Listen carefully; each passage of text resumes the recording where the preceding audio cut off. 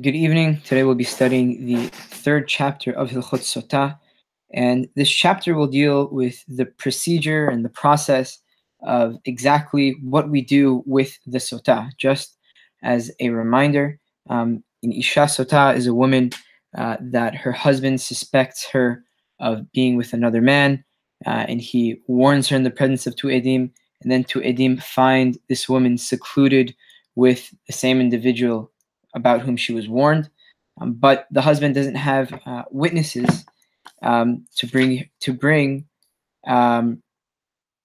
make a formal case that she did in fact have relations with the person that he warned her about.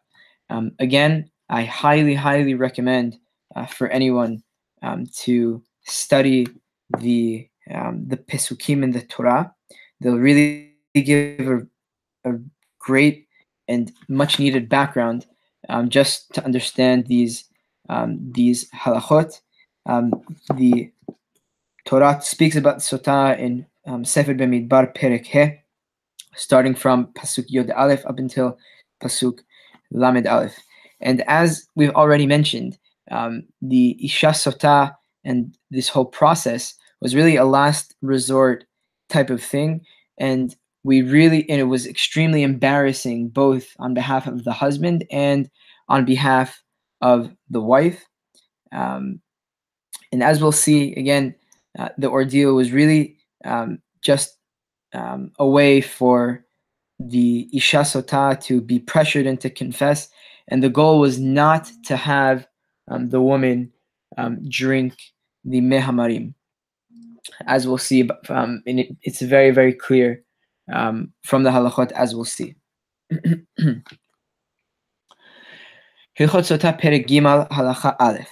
Ketzat Seder Hashka'at Sota. How exactly is the process of having the Sota drink the waters? Haba'al Ba'al Bet Din Shbe'iro. The husband goes to the Bet Din in his city. Ve'omer lahen. Ishti zo kineti lach bifne peloni ufloni shelo tisater im peloni. Venistera immo. Ve'elu edai. Ve'are hi omer shi tehora. Ve'ani rotze lashkotah livdok hadavar.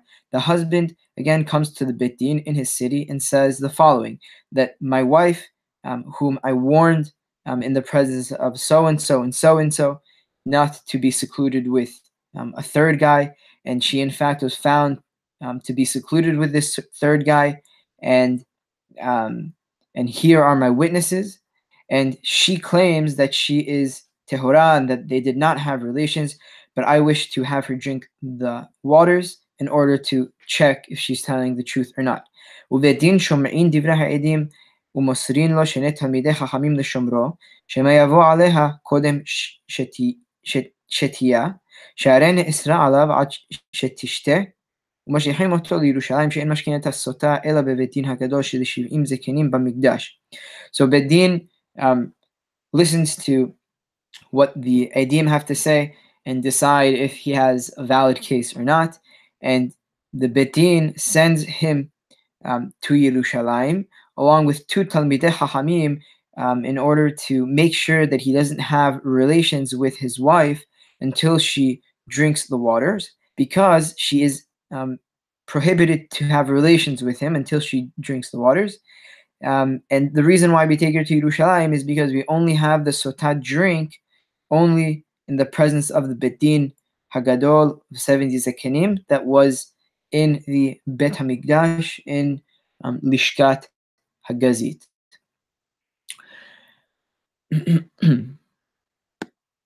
Halacha Bet.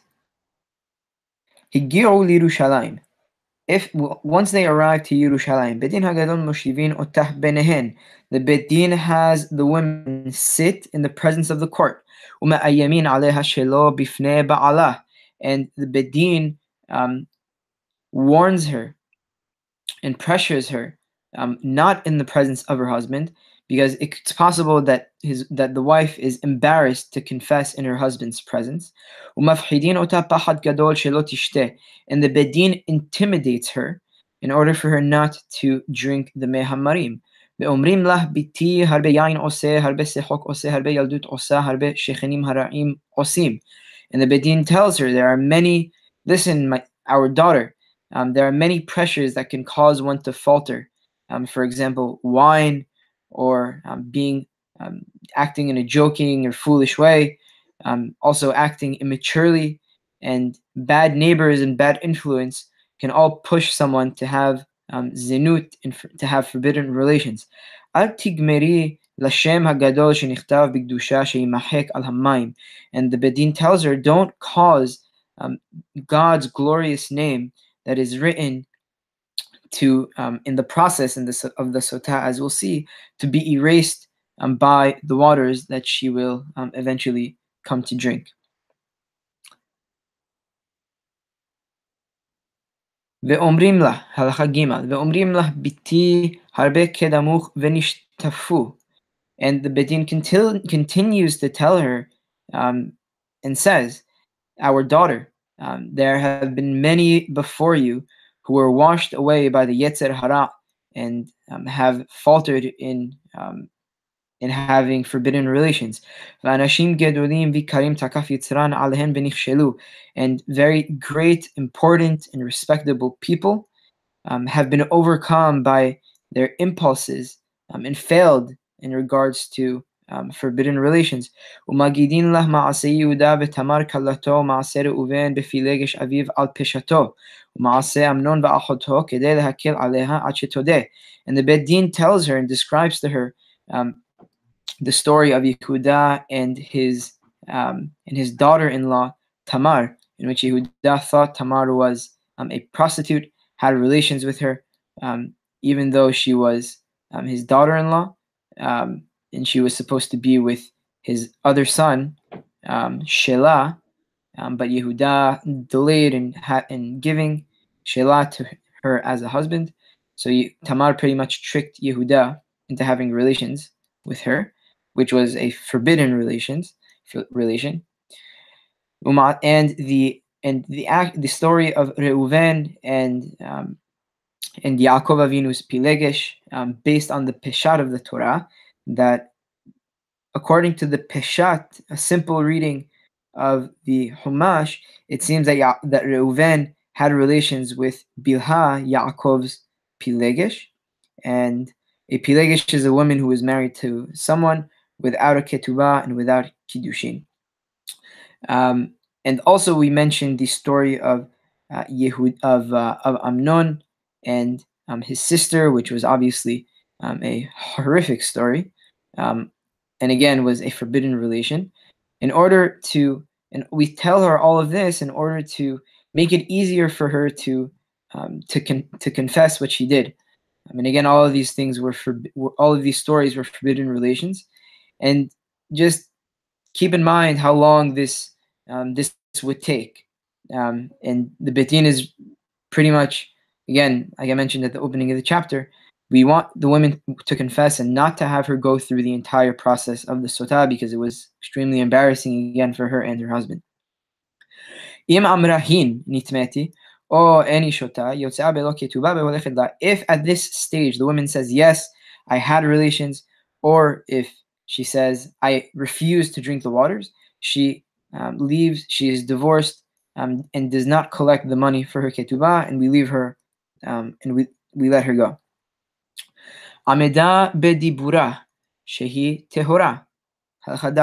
If she stood firm in her story and did not confess, we take her to the east gate of the Azara and the Beit HaMikdash, shehu keneged Kodesh HaKodashim, that was across and facing the Kodesh HaKodashim, uma'amlin otah mimakom lemakom makifin ba. And we take her around that area and have her encircle that place in order to wear her out and for her to get tired. Because again, we hope that she confesses and we don't have to go through the whole ordeal. If again she still stood firm and didn't confess,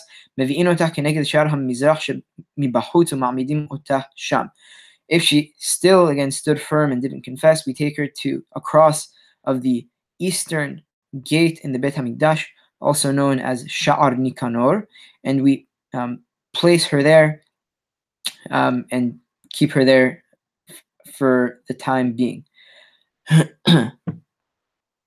Halacha he. Hayeta mitkasa bilvanim mechasa bishhorin.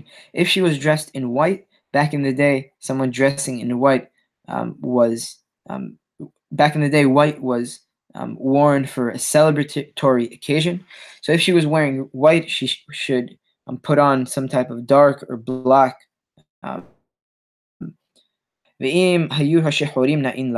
But if she liked wearing black and it looked nice and respectable and celebratory on her,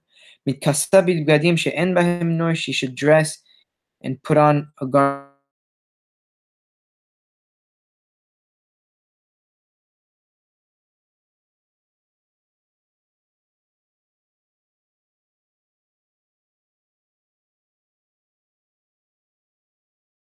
קיבוץ גדול של נשים, and many women come and gather there. שכל שם חייב לראותה, because all of the women that are present must witness this. שנאמר כל הנשים, as the pasuk in Gimal says.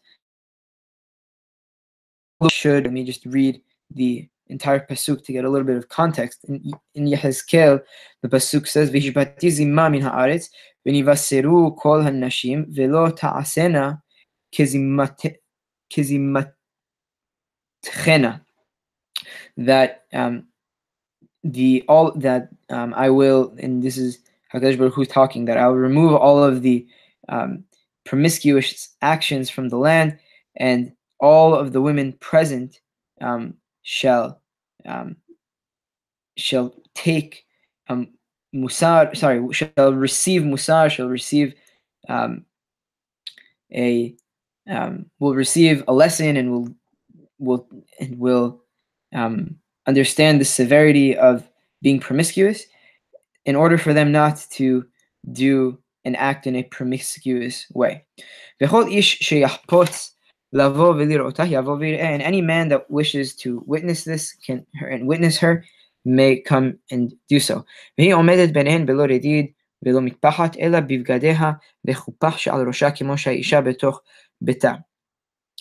in the day, women would wear two types of hair covering, something called a kupah, that was some type of bandana that would cover her hair. And then when the woman would leave, and that was worn when she was in the house. And then when she would leave the house, she would wear something called a redid, that was another head covering, or another bandana that was on top of the kupah and would cover her entire hair. So she would stand at this point, she would stand without her redid and without her mitpahat, but she would be wearing her clothes and would wear the kupah that was on her head, just as she would be wearing in her home. ואין מניחין שם לא עבדיה ולא שפחותיה, מפני שהיא מכרת אותן ודעתה מתיישבת בהן.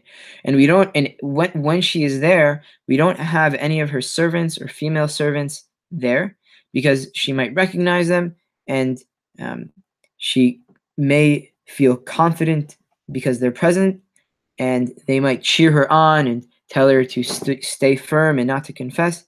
And this again can cause her to feel at ease and not to confess.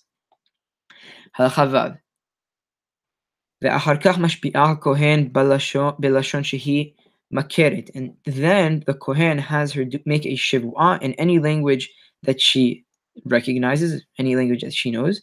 ומודיעה בלשונה שלא גרם לה אלא כינוי וסתירה שקינא לה בעלה ונסתרה.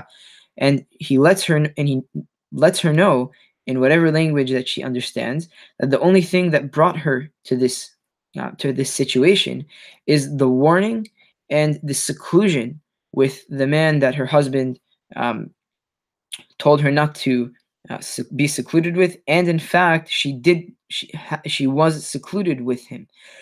And everything that is happening is a result of her own actions. ואומר לה בלשון שהיא מכרת אם לא שכב איש אותך ואם לא סטית טומאה תחת אישך.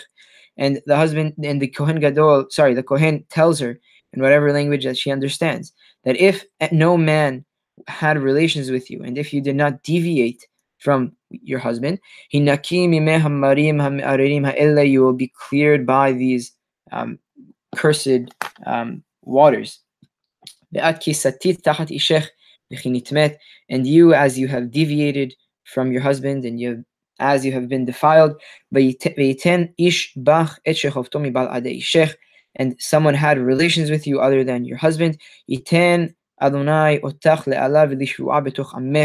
God have you, place you as a curse and as an oath within your nation.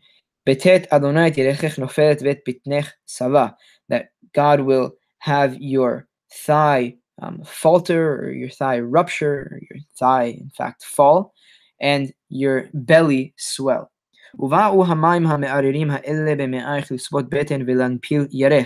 And these cursed waters will come into your system and into your system pretty much, and cause again your belly to swell and your thigh to falter.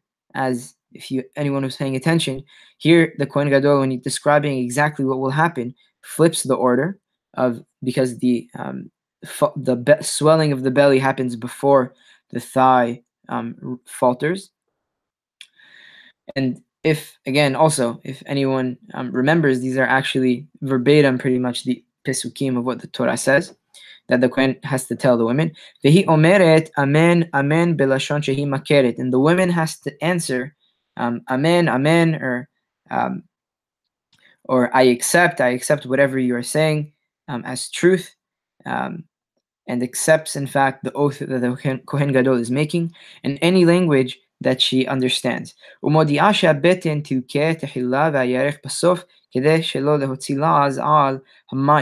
the Kohen makes a point and tells her that she'll first feel the effect on her stomach, and her stomach will swell first, and then her thigh will falter, in order not for people to get the wrong idea about the mayim, and for people to think that the mayim, the effect of the mayim was flipped. Halacha Zayin. And then after, the Kohen Gadol brings a piece of parchment made from a kosher animal, just as would be brought in order to write a Sefer Torah. And the Kohen writes on it in Hebrew. And by the way, Lashon HaKodesh, Kodesh here is the noun, and Lashon HaKodesh was the language that was spoken in the Kodesh, namely in the Bet HaMikdash. That's what Lashon HaKodesh means, similar to Ruach HaKodesh.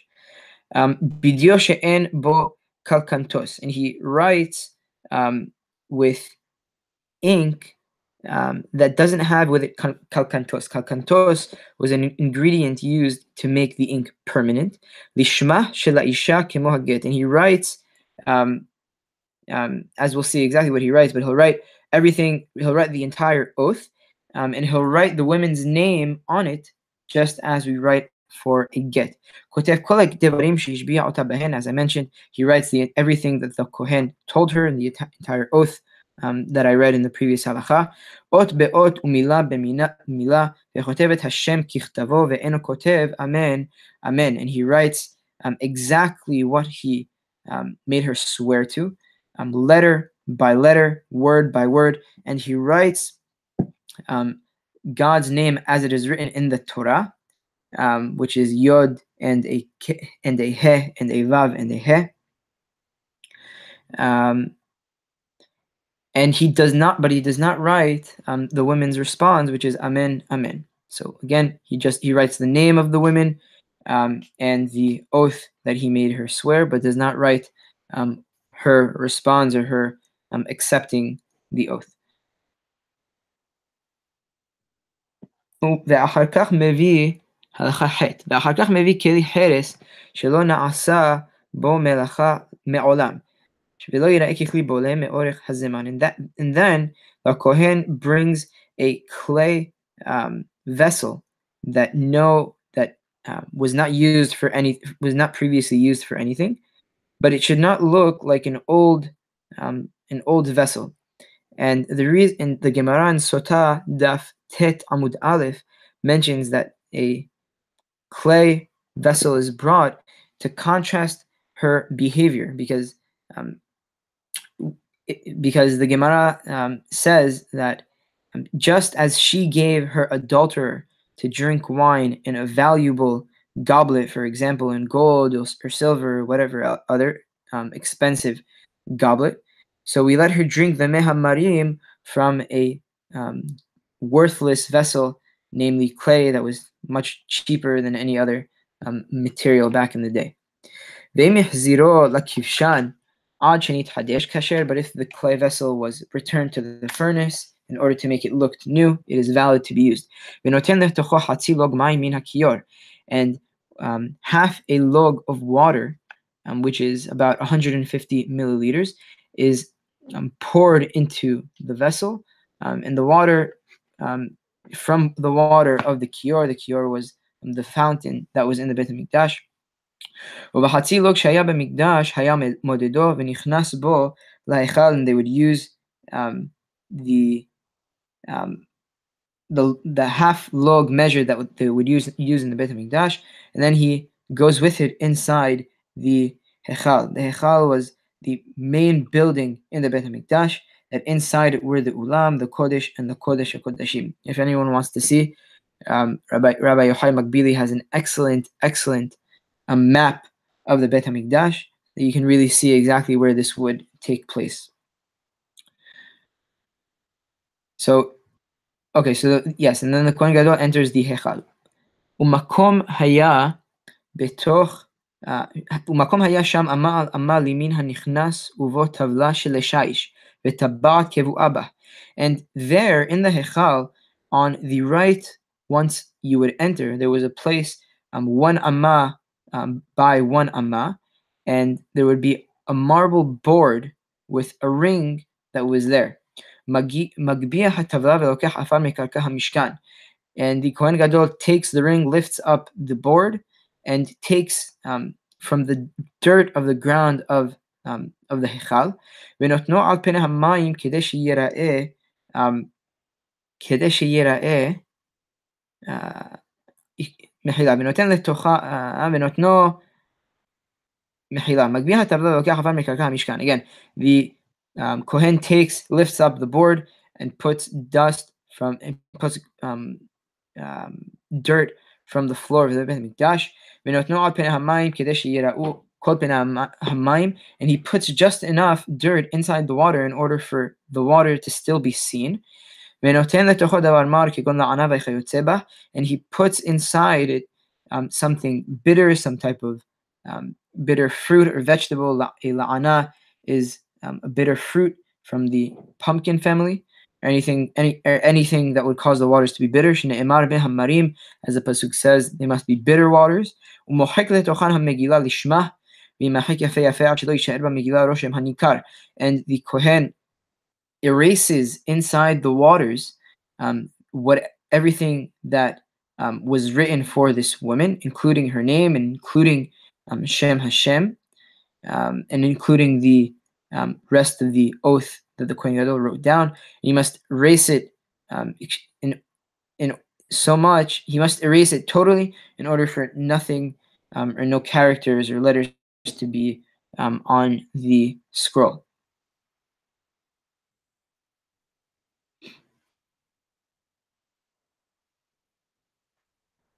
הלכה ט' ואחר כך הכהן אחר בא אליה מכהני העזרה. And then after, another Kohen comes to her from one of the other Kohanim that was working in the Azara, happened to be in the Azara. ואוחז בבגדיה מכנגד פניה וקורע עד שהוא מגלה את ליבה. And he takes hold of the front of her shirt, or the front of her garment, and tears it so that he exposes her heart. ומגלה שערה וסותר מחלפות ראשה כדי לנבלה.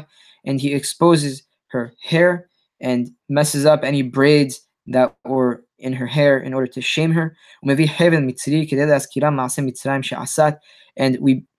we bring in a rope, and an Egyptian rope was brought in order to remind her of the action that is reminiscent of what the Mitzrim would do, as the Mitzrim were very, very notorious for acting in a promiscuous way. But if they couldn't find an Egyptian rope, they can use any other rope. And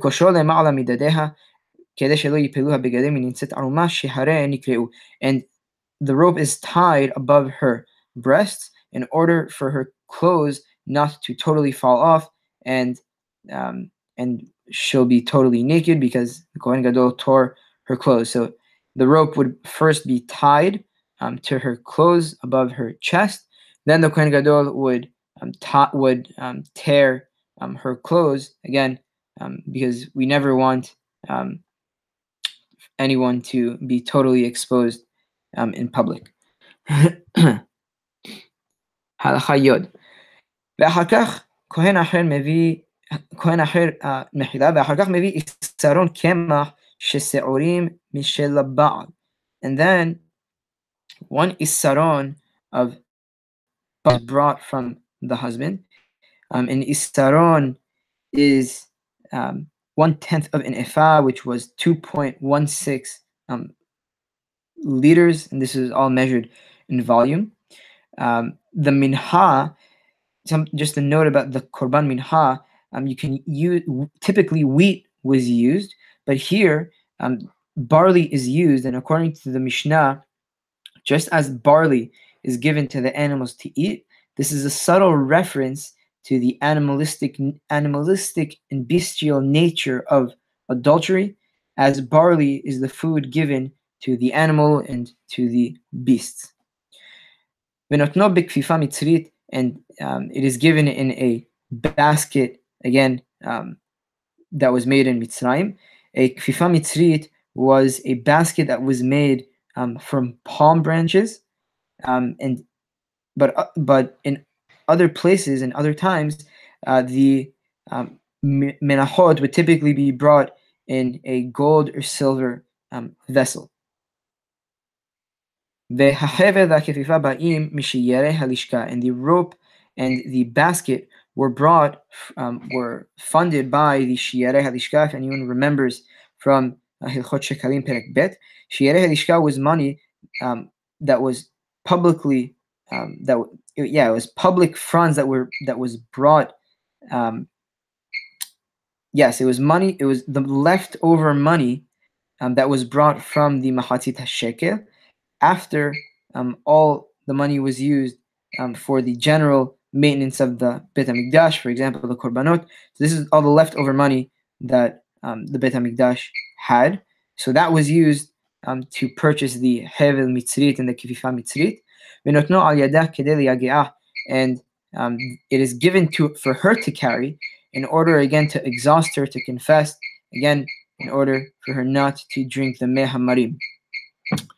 And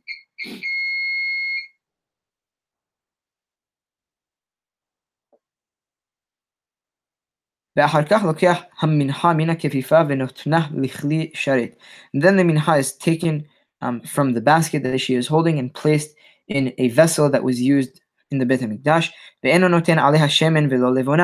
And oil is not put on the korban minha, and neither is levona. Levona is, if anyone wants to Google, a plant called boswellia or Indian frankincense. As we mentioned at the opening of the chapter, these are two of the negative mitzvot in regards to Hilchot Sota, that it is prohibited to put oil or levona on the korban minha of the Sota. ואם נתן, לוקח על השמן בפני עצמו ועל הלבונה בפני עצמו, שנאמר לא יצוק עליו שמן ולא ייתן עליו לבונה. And if oil or levona, shemen or levona was brought, the person bringing it would be liable for malkut, for violating a biblical prohibition, but he would be liable for the oil on its own, and if he brought levona, he would be liable for levona on its own as well. It's two separate lavin. As the pasuk says, oil may not be poured on it, and levona may not be brought with it either. ובכל זמן שפורע ראשה ונותן העיסרון על ידיה, יהיו המים בכלי ביד הכהן, ויראה אותה את המים שנאמר ביד הכהן יהיו מי המרים המערערים.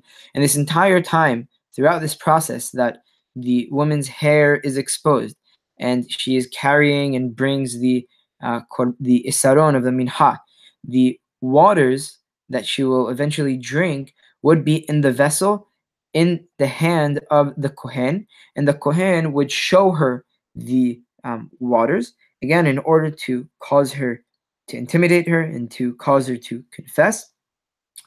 As the Pasuk says, and the waters, the cursed waters, should be in the hands of the Kohen. And halacha Yod Aleph, ואחר כך משקה אותה, and only after all of this process, this entire ordeal, the woman drinks the sota. ואחר שתשתה, לוקח כלי השרת שבו המנחה ונותנו על ידה, and after she drinks, the vessel that the minha was in is given to her. וכהן מניח ידו תחתיה, and the Kohen puts his hand under hers, ומניפה במזרח כשאר כל התנופות, מוליך ומביא ומעלה ומוריד. The Kohen takes his hand under her hand and waves the isaron, the minha, in the east, just as all the tenufot, the waving of all the korbanot are done. He moves it forward, brings it back, moves it up, and then brings it down. And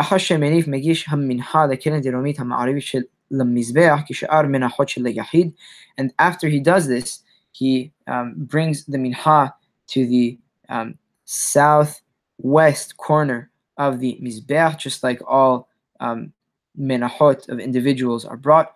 The kometz, kemitza, is when the Kohen would take a portion of the minha. He would take a handful of the portion of the minha that is called kemitza, and he would take it and throw it on the mizbeach. Umaktira kometz, and he puts the kometz on the mizbeach and sacrifices that. And the rest of the minha is eaten by and baked, obviously, by the kohanim. Bit. Now the rest of the chapter, the next couple of halachot, we'll deal with exactly the results of a woman who would drink the mehamarim, if she was innocent and if she was guilty. Im tehorahi, if the woman was pure and she did not have relations with that individual with whom her husband cautioned her not to be with, yotze'ah veholechet la, she leaves and goes on her own and is innocent. And she is permitted to be with her husband. But if she was in fact defiled and was impure and did have relations with that guy, right away her face would change color.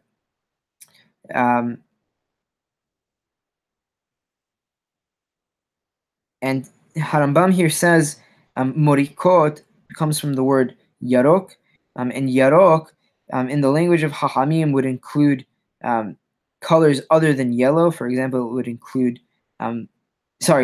colors other than green. For example, it would include yellow, as we actually mentioned in Hilchot Milah Perek Aleph. So her face would change color to a shade of yellow, and her eyes would pulsate. And her body would swell up. And the people around would say, take her out of the Bet HaMikdash, in order for her not in order for any menstrual blood not to come out, because of the sudden fear and the sudden and the sudden body and the sudden changes the woman's body is going through, we suspect that menstrual blood may come out, and she will effectively become a nida, and a nida is prohibited to be in the azara. The nidot metameot ezrat nashim, and the nidot are prohibited to be in the azarat nashim. And she is removed and taken away from the Ezrat Nashim that she is currently standing in. And her belly swells first, and then her thigh ruptures, and it seems that her legs fall off, and she will die. Halacha Yod Gimel. Be'otah sha'a shetamut hi, at the same moment that she dies, yamut hano'ef sheishka al yado bechol makom shehu. The person with whom she is suspected to have had relations with, will also die at any place that he is in. And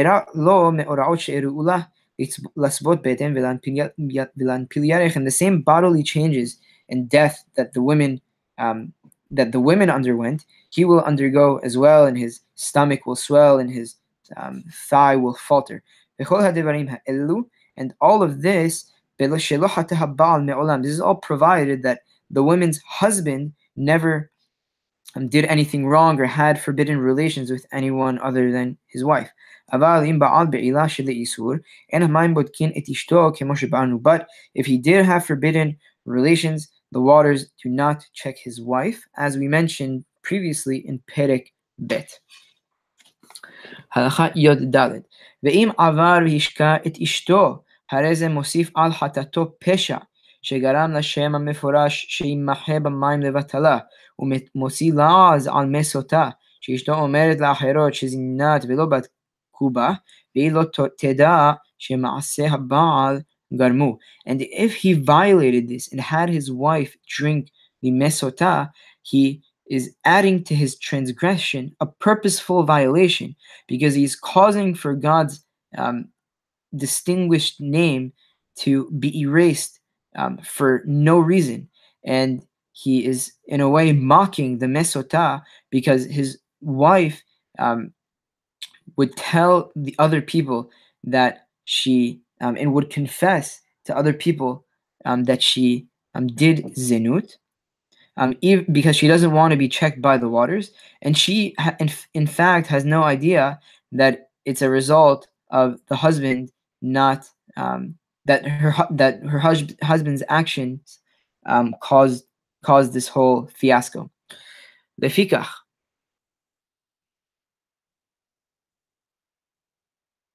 therefore,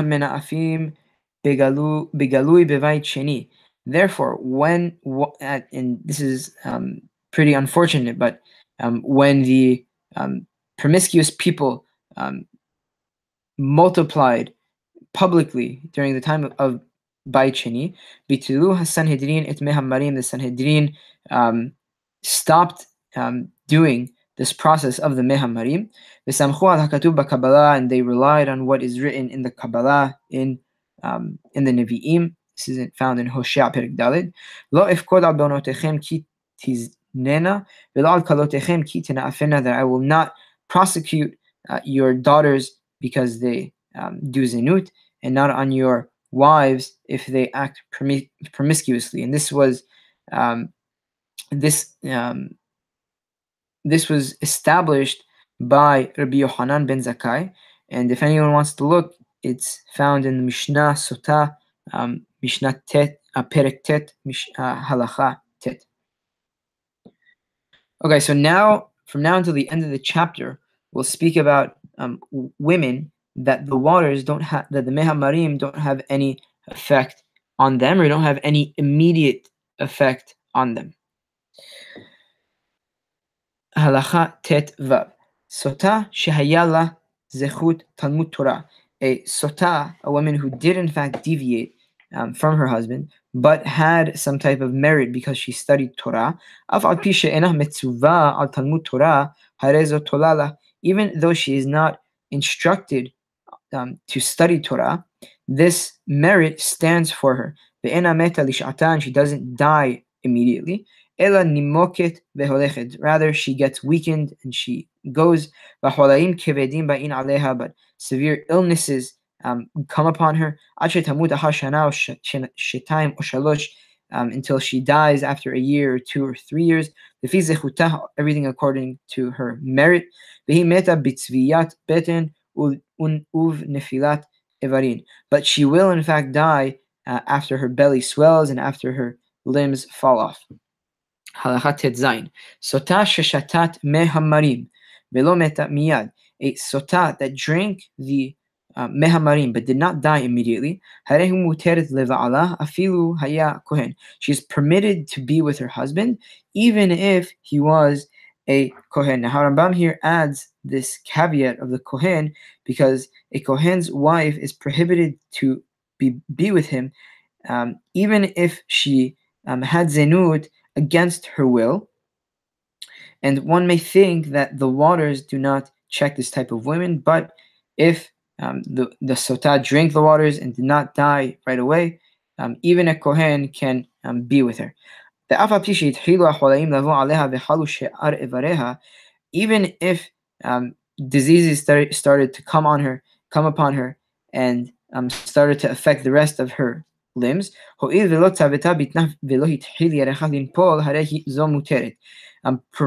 that her stomach doesn't swell and her thigh doesn't fall off, as long as that hasn't happened yet, she is permitted to be with her husband. But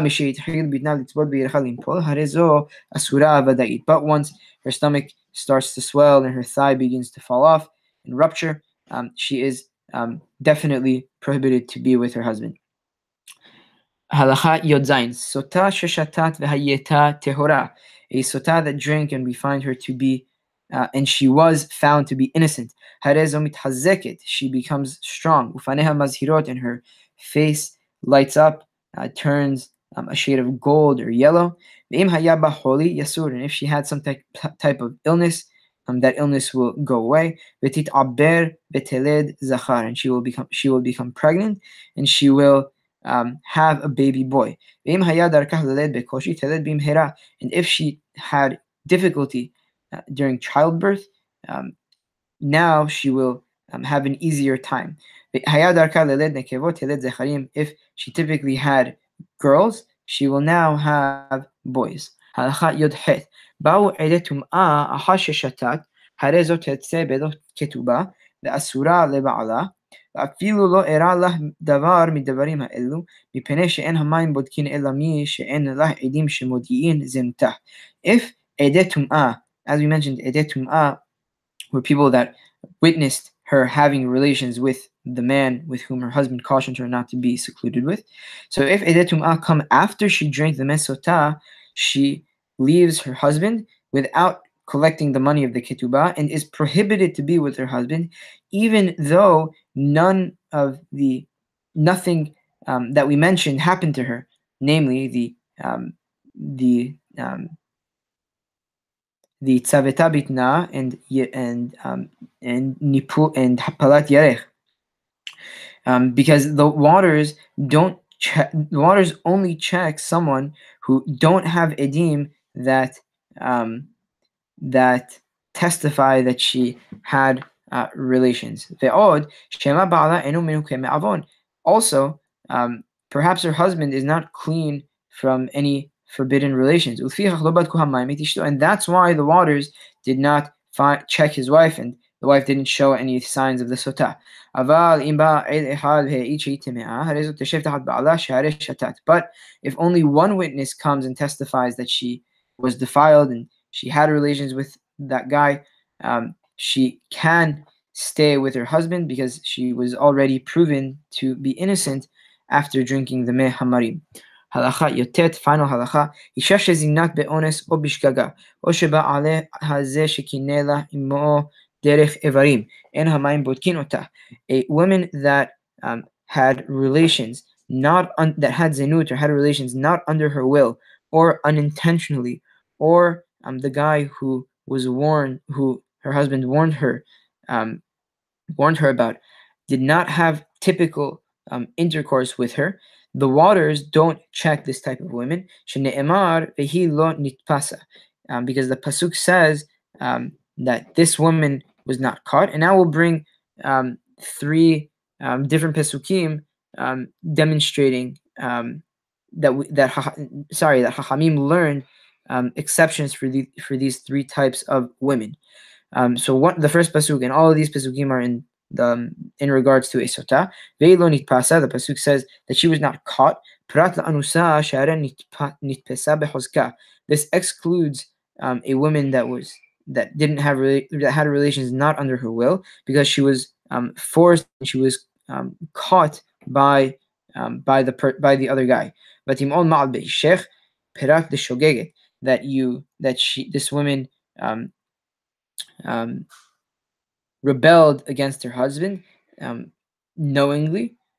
This excludes a woman that did it unintentionally. V'shachav ish otach shichvat zera perat laba aleha derech evarim.